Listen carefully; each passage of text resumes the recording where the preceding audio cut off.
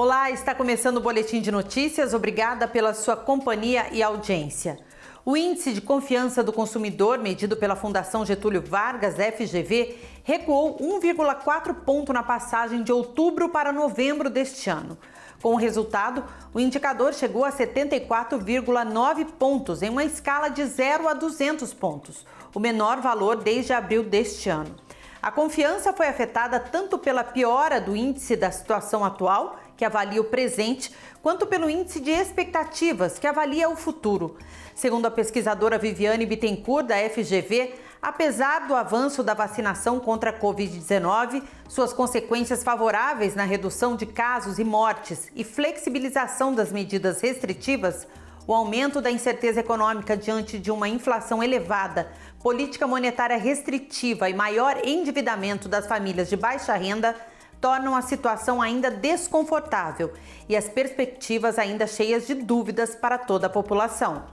Uma pesquisa feita pelo IBGE revela que aumentou o número de brasileiros assistidos por programas sociais do governo federal.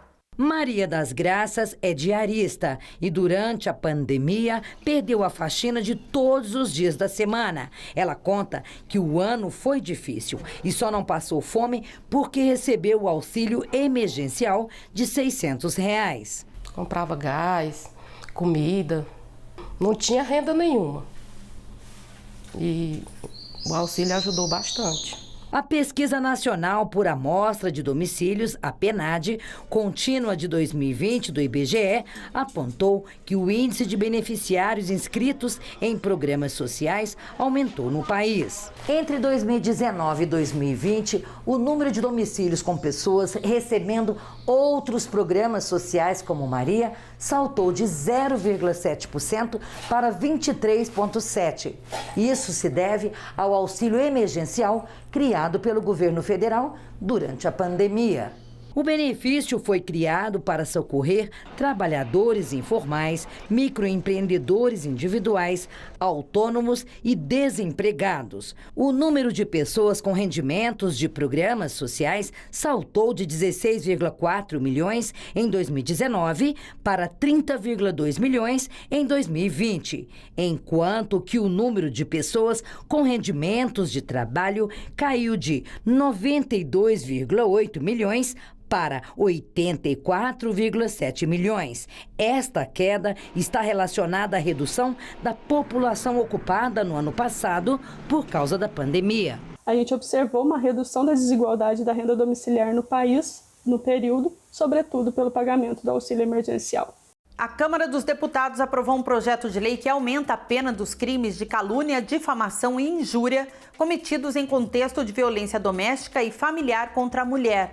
No caso desses crimes, a pena atual prevista pelo Código Penal é de 1 mês a 2 anos. Pelo projeto, essa pena aumenta em 1/3. Para o crime de ameaça, a pena atual de detenção de 1 a 6 meses ou multa passa para detenção de 6 meses a 2 anos e multa quando ocorrer no contexto de violência contra a mulher. O projeto ainda muda o Código do Processo Penal para prever que o juiz determine ao agente preso em flagrante o uso de tornozeleira eletrônica. Também houve uma mudança na Lei Maria da Penha, que permitirá que o delegado providencie o afastamento imediato do agressor do lar da vítima se verificada a existência de risco atual ou iminente à vida dela ou à sua integridade física ou psicológica ou de seus dependentes. O texto segue agora para análise do Senado. Depois de 6 anos do rompimento da barragem de Mariana, em Minas Gerais, um grupo do Espírito Santo encontrou na criação de um game uma maneira de lembrar a importância da preservação ambiental. O Rio Doce era um paraíso para a humanidade e para os animais, mas se tornou um território destruído pela ação gananciosa do vilão. Agora um herói precisa voltar à terra para salvar o rio, que está tomado pela lama. Este é o roteiro do jogo Rio de Lama, o resgate do Rio Doce, desenvolvido por uma turma de designers, produtores e desenvolvedores do Espírito Santo. O desastre de Mariana, claro, inspirou os criadores. É um jogo de entretenimento que tem uma história por trás disso, né? Então ele serve como um gatilho, né? Para a história, para o acontecimento, né? Então a gente foi buscar o Rafael Gaspar, que fez essa história do roteiro. Ele gosta muito dessas pesquisa sobre mitologia dos povos pré-colombianos aqui da América, né, América Latina, América do Sul. E a gente pegou esse personagem, ele é um deus, né, um pacal, é um ser mitológico desse, que ele saiu da Terra em algum momento do passado, na época do dilúvio, né, e aí ele acaba voltando e encontra aqui essa situação né, agora nesse jogo específico, a situação do Rio Doce. O projeto nasceu em 2016, um ano depois da tragédia. A ideia ficou na gaveta por um tempo até ser selecionada na Lei Aldir Blanc, em 2020, um estímulo financeiro a trabalhadores que participam da cadeia produtiva da cultura e das artes visuais. O recurso foi liberado em março deste ano e o jogo chegou ao mercado em setembro. Na hora de fazer o jogo, a gente sempre queria mostrar alguma coisa nesse sentido, né? Então, o Rio de Lama é o principal símbolo disso, né? Rio Doce. Então, o jogo fala de salvar o Rio Doce mesmo. Então, ele é bem específico. Já disponível em digital 2D, no mobile para Android e na versão de computador para Windows, Linux e Mac, Rio de Lama fala de preservação com leveza, já que não se socorre de recursos gráficos apelativos para atrair jogadores. A gente se preocupou em não ter uma violência, né, muito como se diz, muito gráfica, nem nada disso, né? Não tem seres humanos sendo mortos, nada disso, né? É o pacal lutando contra as máquinas, na verdade, né? E aí, mesmo as máquinas, elas não são destruídas, explodem, nada disso, elas são meio que transformadas numa energia que o pacal utiliza essa energia para continuar lutando. Então, meio que transforma uma coisa, vamos dizer, ruim numa coisa boa, vamos dizer, né? O bispo de Ponta Grossa, nos Campos Gerais do Paraná, Dom Sérgio Arthur Braschi, está internado desde a manhã de terça-feira na Santa Casa de Misericórdia, onde iniciou terapia para tratar nódulos que apareceram na região da garganta. De acordo com a Diocese de Ponta Grossa, ele ficará 4 dias na unidade para a realização de sessões de quimioterapia e de imunoterapia para tratar esses nódulos, mas ele passa bem. Após o período, conforme a Diocese, Dom Sérgio passará por uma fase de repouso, até ter liberação médica para retomar as atividades. Um dos rascunhos manuscritos da teoria da relatividade geral de Albert Einstein foi leiloado essa semana por 11,6 milhões de euros. Esse valor equivale a mais de 70 milhões de reais. Um dos rascunhos manuscritos da teoria da relatividade geral de Albert Einstein foi leiloado nesta terça-feira por um valor recorde. Alcançou 11,6 milhões de euros. Esse valor equivale a 73 milhões de reais. O leilão ocorreu em Paris.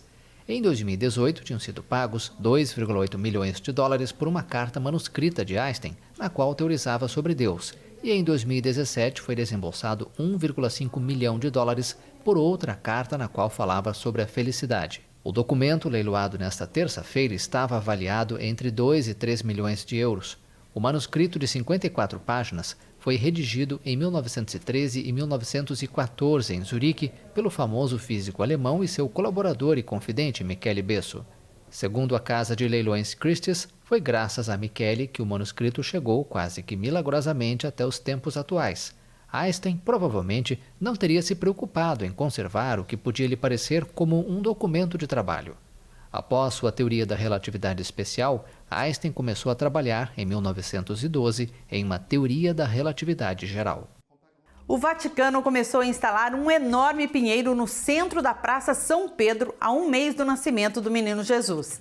A árvore de Natal foi doada pela região de Trentino, no norte da Itália. O Vaticano começa a entrar no espírito natalino. Um dos símbolos mais famosos da festa cristã começou a ser montado na capital do catolicismo. Uma árvore de Natal de 28 metros chegou à Praça São Pedro e vai permanecer no local até 9 de janeiro de 2022. A tradição se estende por 4 décadas e foi iniciada em dezembro de 1982 com o Papa João Paulo II. O majestoso pinheiro vem de Andalo, na região italiana de Trentino. Há muitas possibilidades para o surgimento da árvore de Natal. Uma das explicações remonta a uma antiga festa sobre Adão e Eva, celebrada na Alemanha no dia 24 de dezembro. À época, era encenado com grande apelo popular o episódio do pecado original. A árvore do paraíso terreno era o centro do cenário. Hoje, de acordo com a tradição cristã, a árvore de Natal tem um significado de gratidão da humanidade pelo nascimento de Jesus e também de esperança, paz, vida e alegria. O Boletim de Notícias está terminando, mas você continua com a nossa programação. Até a próxima!